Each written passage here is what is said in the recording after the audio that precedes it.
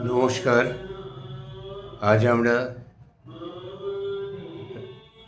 দুই মহাকাব্যের দুটি বিশিষ্ট উপাখ্যান চরিত্র নিয়ে আলোচনা করব। প্রথমে ত্রেতায় মহাকবি বাল্মীকি রচিত রামায়ণ নিয়ে আলোচনা করব। এই রামায়ণে অহল্যার উপাখ্যান আমাদের সকলের জানা। দেবী অহল্যা গৌতমের স্ত্রী ছিলেন, কিন্তু ইন্দ্রের কূট চালে ভুল বোঝাবুঝির কারণে দেবী অহল্যা গৌতমের দ্বারা অভিশাপগ্রস্তা হন এবং পাথরে পরিণত হন। সেই সময় বলা হয় তাকে যে রামচন্দ্র যখন এসে ত্রেতায় এই পাষাণী অহল্যার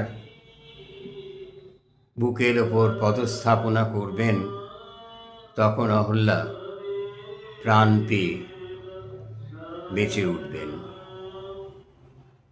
এবার এই ঘটনাটি পড়ার পরে আমাদের মনে হতে পারে না কি যে এটা একটি প্রতীক? এর প্রতীকই বিশ্লেষণ করে দেখা যাক। আসলে অহল্যা শব্দটি আগে আমরা বিশ্লেষণ করি। অহল্যা অর্থাৎ যে জমিতে হল কর্ষণ হয়নি সেই জমিকে অহল্যা বলা হয়েছে। গৌতম উচ্চ পর্যায়ের কৃষিবিদ ছিলেন। তিনি জানতেন যে কি করে জমিতে ফসল ফলাতে হয়। এইখানকার স্থানীয় মানুষেরা জানতো না কি করে ফসল ফলাতে হয়,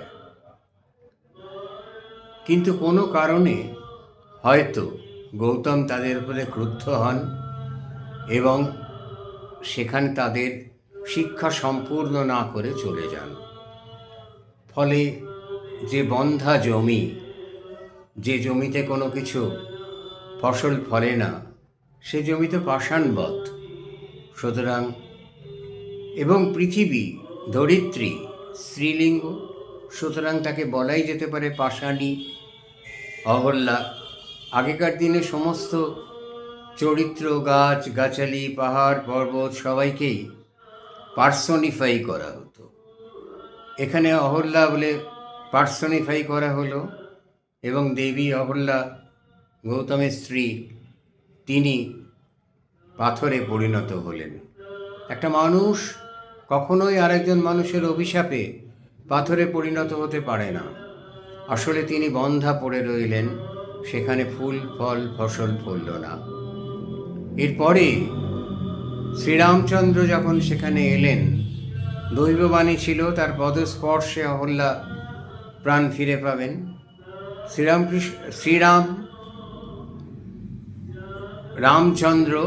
শ্রীরাম তিনি ছিলেন উচ্চ কৃষিবিদ।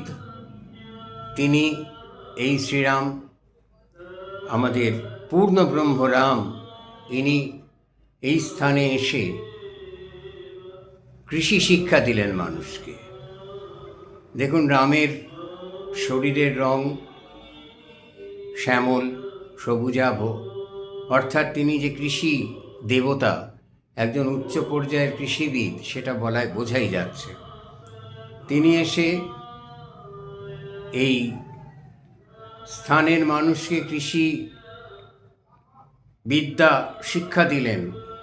ফলে তার পদস্পর্শে হল কর্ষণ করলেন, হল কর্ষণ করে দেখালেন শ্রীরামচন্দ্র, এবং তার পদস্পর্শে বন্ধা অহল্যা, যাতে হল কর্ষণ করা হয়নি, সেই জমি প্রাণ পেল, ফুল ফসলে ভরে উঠল। রামায়ণের কবি বিশাল বুদ্ধি বাল্মীকি বললেন যে অহল্যা প্রাণ ফিরে পেয়েছে। তাকে মানবী রূপে কল্পনা করা হলো দেবী বসুন্ধরাকে। এভাবে ভাবতে বোধহয় অসুবিধে হয় না। আমাদের দ্বিতীয় চরিত্রটি বিশাল বুদ্ধি মহাকবি ব্যাসদেবের লেখা মহাভারতের গান্ধারী। গান্ধারী ধৃতরাষ্ট্রের সঙ্গে বিবাহ সূত্রে আবদ্ধ হবার পর নিজের চোখে কাপড় বেঁধে নিয়েছিলেন, যাতে তিনিও স্বামীর মতো দেখতে না পান। কিন্তু তিনি দেখতে পেলেই তো ভালো হতো, স্বামীকে পথ দেখাতে পারতেন, চলাফেরায় সাহায্য করতে পারতেন। কিন্তু তিনি চোখে কাপড় বাঁধলেন কেন? অনেকেই ব্যাখ্যা দিলেন যে অত্যন্ত পতিব্রতা এই নারী, তার স্বামী জগতের রূপরস গন্ধ দেখতে পান না, তিনিও দেখতে পাবো না, এই দেখতে চাই না, এই বলে চোখে স্বেচ্ছায় অন্ধত্ব বরণ করলেন। কিন্তু তাই কি? এমনও তো হতে পারে যে তার মধ্যে একটা অভিমান কাজ করেছিল। গান্ধার রাজ, বর্তমান কন্দাহার যে গান্ধার রাজ কুরু বংশের সঙ্গে বৈবাহিক সম্পর্ক যুক্ত করতে চেয়েছিলেন এই কারণে যে তাকে আশপাশের নরপতিরা আক্রমণ করতে সাহস পাবে না বিশাল এই শক্তিশালী কুরু বাহিনীর জন্য। সেই কারণে গান্ধার রাজ তার কন্যাকে জেনে বুঝে এবং কিছুটা ভীষ্মের ভয়ে অন্ধ রাজকুমারের সঙ্গে বিবাহ দিলেন। ভীষ্মর ভেতরে অনুতাপ বোধ সঞ্চারিত করার জন্য এবং গান্ধারী নিজেও পিতার প্রতি তীব্র অভিমানে নিজের চোখ বেঁধে নিলেন। ভাবলেন যে আমাকে যখন আমার পিতা এই অন্ধ যুবরাজের সঙ্গে বিবাহ সূত্রে আবদ্ধ করে দিয়েছেন, তখন এই নিদারুণ অভিমানে আমিও পৃথিবী দেখব না। গান্ধারীকে একটি প্রচণ্ড প্রতিবাদী চরিত্র হিসেবে আমরা এখানে পাই। গান্ধারীর চরিত্রে দৃঢ়তা ছিল, তিনি তার চরিত্রের মধ্যে একটা ইস্পাত কঠিন ভাব ছিল, তিনি বিদুষী ছিলেন। তো গান্ধারী শুধু কেবলমাত্র একটা আবেগের বশবর্তী হয়ে চোখ বেঁধে নিয়েছিলেন, এ কথা বোধহয় ভাবা ঠিক না।